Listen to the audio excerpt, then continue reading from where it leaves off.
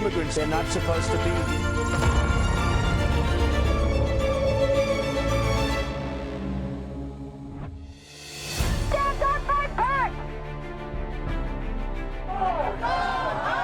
National Guard out of my way!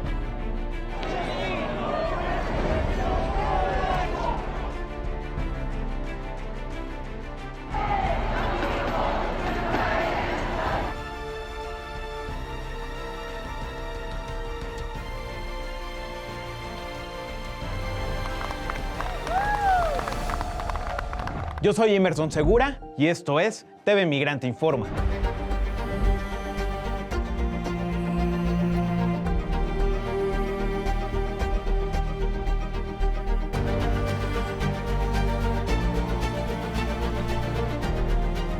El presidente Donald Trump ha llamado único, grande y hermoso a su famoso proyecto fiscal, un paquete de reformas de 869 páginas que fue aprobado esta semana por la Cámara de los Representantes de los Estados Unidos en una votación con 218 votos a favor y 214 votos en contra, donde la atención estaba centrada y puesta en el Partido Republicano y hasta qué punto la disciplina partidista se iba a imponer. Este paquete presupuestario planea endurecer la política migratoria de los Estados Unidos. Entre los fondos destinados al plan presupuestario para la migración irregular está una inyección de 170,000 millones de dólares para aumentar así la cantidad de agentes de inmigración. Pero también marca un ingreso de 45,000 millones de dólares para ampliar la infraestructura del ICE. Asimismo, se prevé un gasto de más de 46 millones de dólares para financiar el muro fronterizo con México y fondos para imponer el programa 287G, el cual refuerza la cooperación entre el ICE y los departamentos de policía local. Estamos hablando de un promedio anual de 37,500 millones de dólares, que es más alto que el gasto militar de al menos 15 países. Aquí es donde vemos una reconfiguración y hacia dónde el gobierno de los Estados Unidos está destinando sus prioridades y su presupuesto. En 1971, Richard Nixon declaró oficialmente la guerra contra las drogas, señalando que el enemigo público número uno de los Estados Unidos eran las drogas, justificando así medidas de control interno y expansión del poder policial. ¿Pero qué es esta narrativa del enemigo interno? Nixon creó un discurso que identificaba a los consumidores de drogas, en su mayoría, hay que decirlo, comunidades negras y latinos, y así como jóvenes activistas, como amenazas para el orden social, utilizando el miedo como herramienta política. Hoy, el enemigo interno para la administración trumpista son los migrantes. Antes de que el proyecto fiscal de Trump fuera aprobado en la Cámara de los Representantes, el Senado diluyó el impuesto a las remesas a todos los envíos de dinero en efectivo. Pasó de un 5% inicial a un 3.5% y finalmente a un 1%. Vamos a ver cómo incidió un sector que es fundamental en la economía estadounidense. Estamos hablando de la industria de las remesas. Vamos a ver.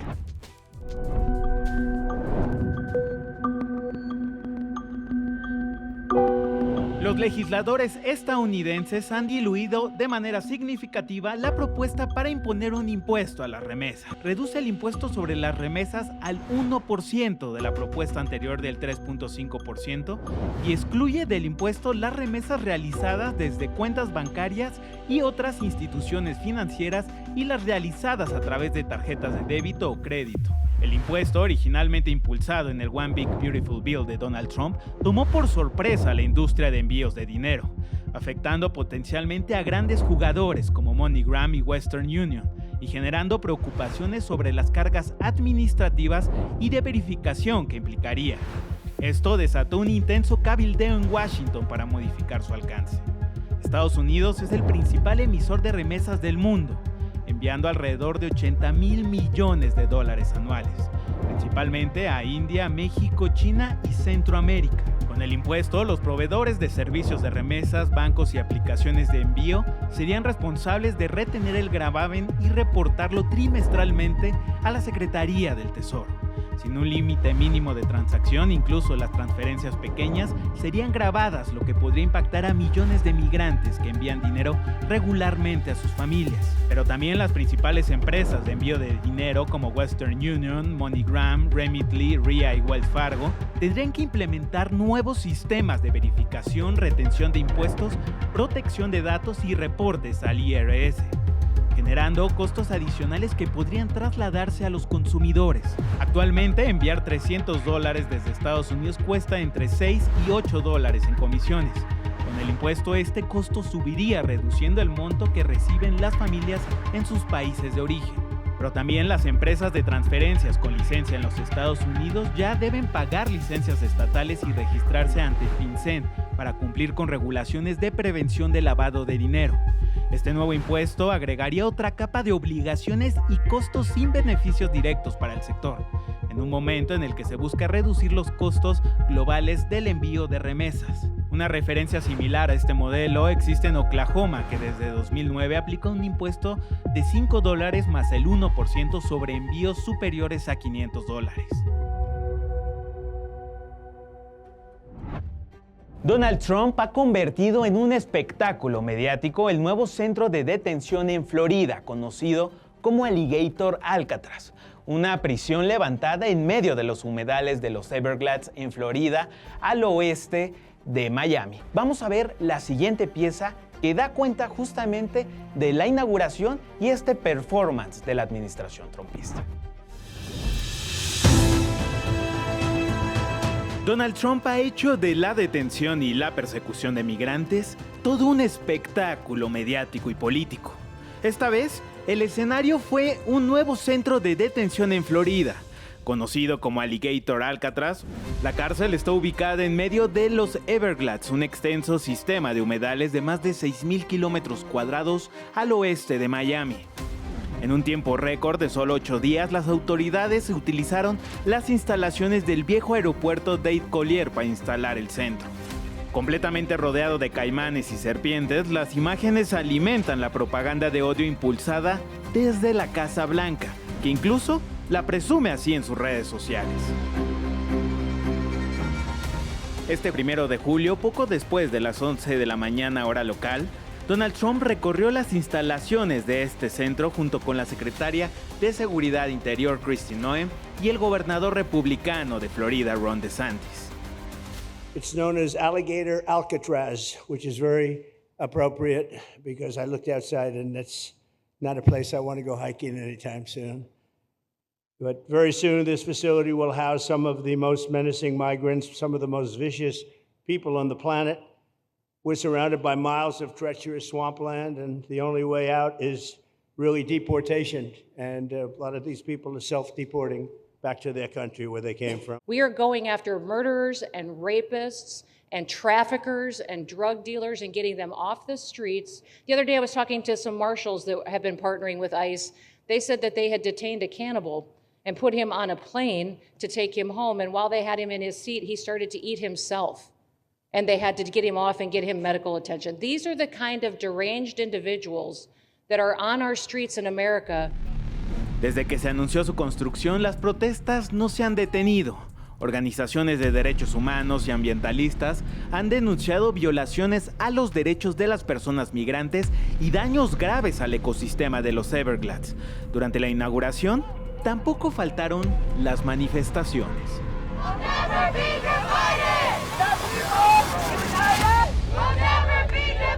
El costo total de la instalación será de aproximadamente $245 por cama por día, para un total de 5,000 camas, unos $450 millones al año. Este gasto será asumido por el estado de Florida, que presentará solicitudes de reembolso a la Agencia Federal para el Manejo de Emergencias FEMA y al Departamento de Seguridad Interior. La pulsión trumpista por el espectáculo ha llegado al punto de lanzar mercancía con el nombre Alligator Alcatraz, disponible en internet con las iniciales del Partido Republicano. Con esta cárcel levantada en medio de los pantanos de Florida, la política migratoria de Trump escribe un nuevo capítulo, uno donde la dignidad de las personas migrantes y sus derechos quedan atrapados entre caimanes, propaganda y cálculos electorales. You know, snakes are fast, but alligators are big. We're going to teach them how to run away from an alligator, okay? If they escape prison, how to run away. Don't run in a straight line. Run like this. And you know what? Your chances go up about 1%. Tras la puesta en escena del Alligator Alcatraz de Donald Trump, pues el humor se ha hecho presente y es que diversos caricaturistas y moneros pues han retratado este episodio, no solo moneros mexicanos, sino también de otras latitudes. Empezamos, por ejemplo, con el monero Rapé, quien realizó esta obra que muestra justamente la silueta de un cocodrilo representada en una gorra roja con el característico eslogan político de Trump, Make America Great Again. Esta obra, titulada también Make America Hate Again, del monero Hernández, representa el territorio estadounidense con la figura de un cocodrilo que muestra y sugiere justamente los planes del presidente Donald Trump de ampliar y replicar este proyecto carcelario en todo el país. Por su parte, también el monero Alecus emula a un cocodrilo como una prisión en sí misma que tiene encarcelados a los migrantes que observan con un semblante ensombrecido pues su libertad perdida. De igual manera, la tinta del monero Chelo revela algunos cocodrilos que observan confundidos la señalización con la silueta de Trump y una advertencia con el letrero Fascismo en el poder, haciendo alusión desde luego a las similitudes entre Donald Trump y las ideologías del odio que desataron la intolerancia en buena parte del siglo XX. Por último, también vemos una representación del caricaturista estadounidense Nick Anderson, quien representa a Donald Trump con un cocodrilo como una mascota, el cual tiene una leyenda que dice crueldad gratuita, la cual emula el deseo del mandatario estadounidense pues, por controlar los medios de comunicación como naturales, así como a los políticos en su territorio. Esto en el republicano estado de Florida, pero también hay alcaldes y estados considerados santuarios en los Estados Unidos que han formado un bloque ante las medidas duras del presidente Donald Trump contra quienes se ha vuelto también un blanco de sus discursos antimigrantes y que hoy estas ciudades pueden ser clave en la disputa política, pero también en la protección de los derechos humanos de los migrantes. Vamos a ver.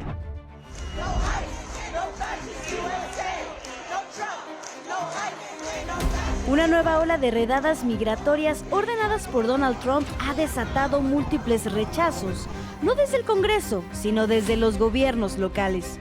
Alcaldes demócratas de ciudades santuario como Los Ángeles, San Diego, Boston y Austin han alzado la voz contra las tácticas del ICE, denunciando detenciones arbitrarias y un clima de miedo en comunidades donde los migrantes son parte fundamental del tejido social.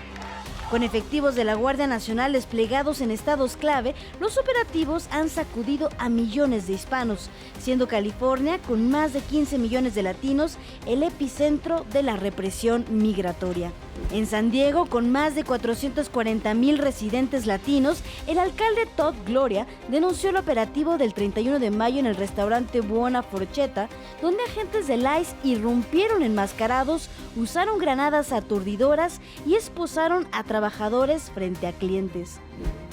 I want you to know that as your mayor, I will do everything I can to push back against those who seek to use our neighborhoods as a backdrop for fear and for chaos. Mientras que en Los Ángeles, donde viven más de 1.8 millones de latinos, la alcaldesa Karen Bass rechazó los operativos y encabezó un mitin con más de 100 representantes civiles exigiendo el retiro inmediato del ICE. Where immigrants are key, and if in some cases not the majority of the population, to have people live in fear like it is today is just unacceptable. Al otro extremo del país, en Boston, la alcaldesa Michelle Wu acusó al ICE de actuar como una policía secreta y exigió claridad en sus operativos mediante una orden ejecutiva. So this morning, I also signed an executive order seeking greater transparency from federal officials in response to the secret police tactics. Mientras que en Nueva York, con más de 2.4 millones de latinos, el alcalde Eric Adams reautorizó la presencia del ICE en Rikers Island, misma que fue cuestionada por organizaciones humanitarias que alertan sobre deportaciones injustificadas. Asimismo, este martes 24 de junio cerró el centro de recepción de migrantes que funcionaba en el Roosevelt Hotel. un histórico edificio ubicado en el corazón de Manhattan, a pocos pasos de Grand Central Terminal. En Miami, donde el 71% de la población es de origen hispano, se sumó al programa federal 287G, permitiendo a la policía local actuar como agentes migratorios. Esto a pesar de las protestas ciudadanas y el contexto represivo impulsado por el gobernador Ron DeSantis. Encuestas recientes muestran una caída en el apoyo latino a Trump en estados clave como Arizona, Nevada y Texas, donde la población hispana representa más del 30%. La resistencia al trumpismo no está en los altos cargos, sino en lo local, en las calles y en las comunidades que se niegan a ser silenciadas. Las ciudades santuario no solo defienden un estatus legal, defienden un principio, la dignidad humana. TV Migrante informa.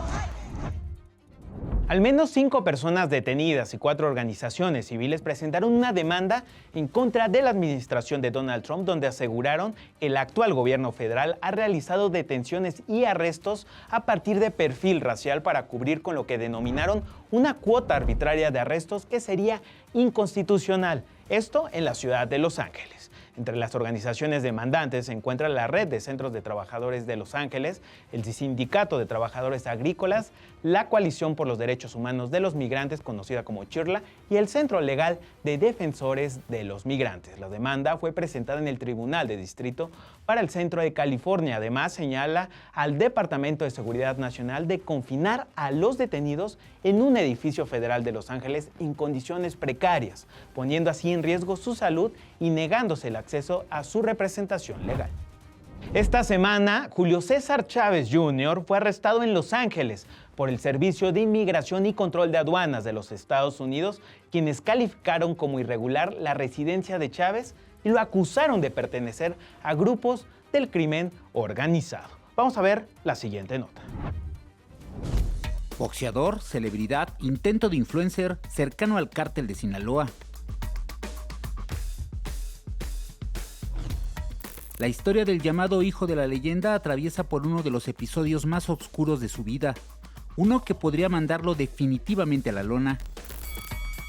Apenas el sábado pasado, Julio César Chávez Carrasco ofreció la que podría ser una de sus peores peleas de box.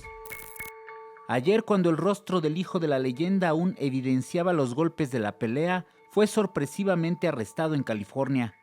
Un grupo de agentes del Servicio de Inmigración y Control de Aduanas ICE lo esposó y de inmediato inició su proceso de deportación a México. El gobierno de Estados Unidos lo vincula con el cártel de Sinaloa, recientemente designado como organización terrorista extranjera.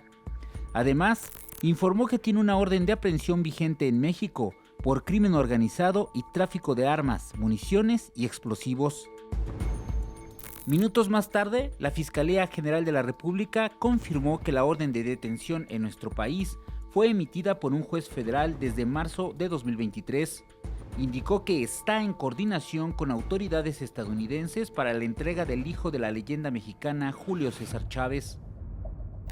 De acuerdo con autoridades estadounidenses, en agosto de 2023, Chávez Jr. ingresó al país legalmente con una visa de turista, que estuvo vigente hasta febrero de 2024.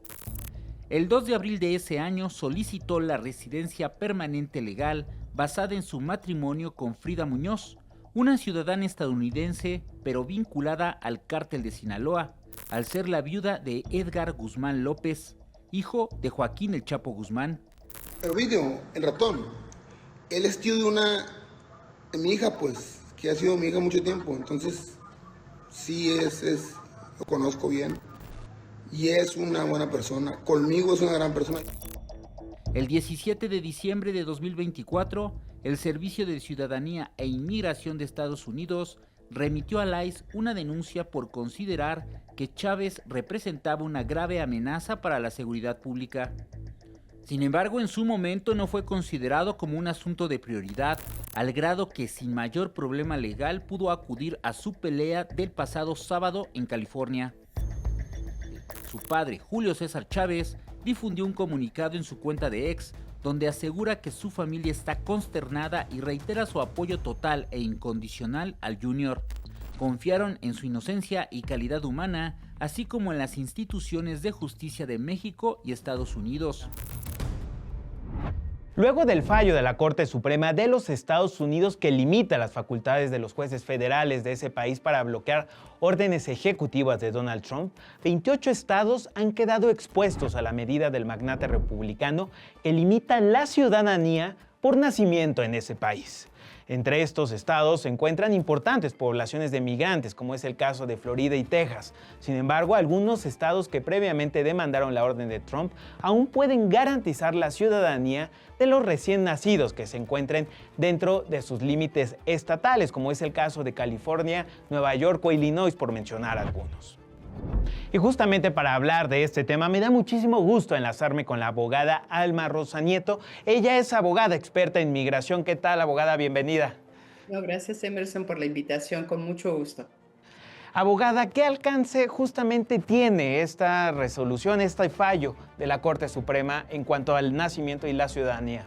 Así es. Bueno, lo primero es que este fallo habla de perder la ciudadanía o no obtenerla para un niño que nazca dentro del territorio estadounidense si los padres ambos son indocumentados.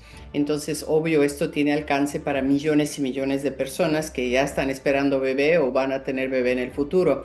Hay 22 estados que afortunadamente, California es uno de ellos, que no va a tomar efecto esta ley. Ahora, se supone que era un fallo de la Corte Suprema sobre lo que en inglés le llaman birthright citizenship, o sea, la ciudadanía por nacimiento. Sin embargo, fue como un pretexto, un trampolín para realmente analizar el alcance que tiene una Corte Federal de algún distrito dentro de Estados Unidos para hacer adjudicaciones y decisiones que afecten a nivel nacional. Entonces, este fallo realmente es un alto a las cortes diciendo ustedes no pueden hacer fallos universales en todo el país. Ahora, ya creo que inclusive a las horas de que se dio este fallo, ya hay litigio apelando esto. Entonces, quizás no tome efecto en el resto del país como se cree en los 30 días que da la orden. Entonces, todavía no hay que asustarse, no hay que tener miedo. Si yo fuese una madre embarazada, pues también me mudaría a otro estado, ¿no? Donde obviamente mi niño tendría ciudadanía y no estar en este limbo, que eso es lo que ahora se siente en nuestra comunidad. Abogada, ¿y qué consejos le da a las y los paisanos que nos escuchan justamente para estos momentos de incertidumbre? Bueno, esta respuesta requiere de clarificar 3 grupos, ¿no? Una persona indocumentada debe probar que lleva por lo menos 2 años en Estados Unidos. ¿Por qué esa es la fecha mágica? Porque si no le pueden dar una deportación express o expedita. Entonces es rápida, lo sacan, quedan ya con el récord manchado, no van a poder emigrar en el futuro por muchísimos años. Entonces es importante mostrar que tienen aquí 2 años con documentos. Yo les digo aunque sea uno por trimestre y tenerlos guardaditos en su guantera, en su billetera, en su coche, en su persona para decir yo tengo más de 2 años, no al polizonte que los está deteniendo. Esas personas no escuchan, no van a ver documentos, sino cuando ya están siendo procesados, poder decir quiero ver a un juez de inmigración porque tengo más de 2 años aquí. El otro grupo es personas que tienen residencia, deben portar su tarjeta de residencia. Muchos temen perderla porque es algo que pues muchas personas han luchado y han esperado décadas para tenerlo y tienen miedo a perderlo, entonces no quieren cargar su tarjeta. Ahora deben cargar, siempre era ley, ¿no? Pero ahora deben cargar su tarjeta de residencia consigo. Y también hay otro grupo similar que son personas que están en un estatus temporal, no son ni residentes ni son indocumentados, como son los que tienen TPS, un programa para centro y sudamericanos y caribeños. Hay personas que tienen DACA, que son los Dreamers, que llegaron de niños y tienen permiso para estar aquí, o están peleando un asilo, cargar pruebas de ello. Y la última categoría, ciudadanos estadounidenses, traer pruebas, no solo en el teléfono, también quiero aclarar eso. Muchas personas me dicen, ¿puedo cargar una foto en el teléfono? Claro que sí, pero también el original. Entonces, pasaporte, acta de ciudadanía, ahora UCIS les da una miquita, ¿no? Como tarjeta de crédito plástica, donde pueden probar que son ciudadanos estadounidenses. Deben cargar esto. Estamos en tiempos muy difíciles y yo prefiero portar dicho documento y evitar una detención de semanas o meses portando ese documento a decir, no, yo tengo derecho a solo decir que soy ciudadano. Bueno, entre que lo diga y lo examinen y decidan, usted es ciudadano y lo suelten, pueden pasar de 2 días hasta semanas. Muchísimas gracias, abogada, por estar aquí en TV Migrante Informa. Al contrario, gracias por la invitación, Emerson. A través de sus sitios oficiales en redes sociales, diversas entidades de los Estados Unidos anunciaron la cancelación de sus festividades para el pasado 4 de julio, fecha en la que se conmemora el Día de la Independencia de los Estados Unidos. Tan solo en el sur de California, entidad conocida por su alto índice de población latina, se anunció la cancelación de los tradicionales desfiles y las actividades de esta fecha. Esto ante el temor que invadió a la población por posibles redadas y detenciones por parte de la Agencia Federal del ICE. Otra ciudad que anunció la cancelación de eventos fue Los Ángeles. A través de un comunicado, el gobierno local anunció que reagendaría la proyección de películas y la presentación de conciertos en la tradicional fiesta de verano de barrio de Gloria Molina Grand Park. Esto ante la preocupación de las autoridades por las recientes actividades de ICE en la entidad. Y este 4 de julio no podemos dejar de lado recordar las raíces que corren por la sangre de millones de estadounidenses. La presencia de los migrantes en los Estados Unidos ha sido un punto de encuentro y de destino para quienes han hecho de esa nación un hogar y una fuerza de identidad. La fundación y expansión misma de los Estados Unidos como un potencial cultural y económico se dio desde el siglo XVII. Los primeros asentamientos que formaron a las primeras 13 colonias, principalmente al oeste del país, se formaron con la mano de obra de ese país, desde esclavos africanos hasta obreros asiáticos y europeos que llegaron a la naciente potencia y su motor industrial. Las y los migrantes constituyen un cuerpo que hace eco desde todos los horizontes de la Unión Americana. Tan solo en 2023, la Organización de las Naciones Unidas registró la presencia de 47.8 millones de residentes extranjeros, convirtiéndose en la mayor cantidad registrada en la historia de ese país. Pero hoy más que nunca, los migrantes son más que una numeralia. Son el corazón que hace latir todos los días a una nación que hoy ve en riesgo sus derechos humanos ante la separación de familias y el peligro de ser expulsados de la tierra que un día los acogió. Muchas gracias por estar en este programa de TV Migrante Informa. Yo soy Emerson Segura y no se pierdan todo nuestro contenido en nuestras redes sociales en @tvmigrante, en la plataforma digital de los medios públicos MX Plus, en Altavoz Radio y desde luego en Canal 14 y en TV Migrante. Hasta la próxima.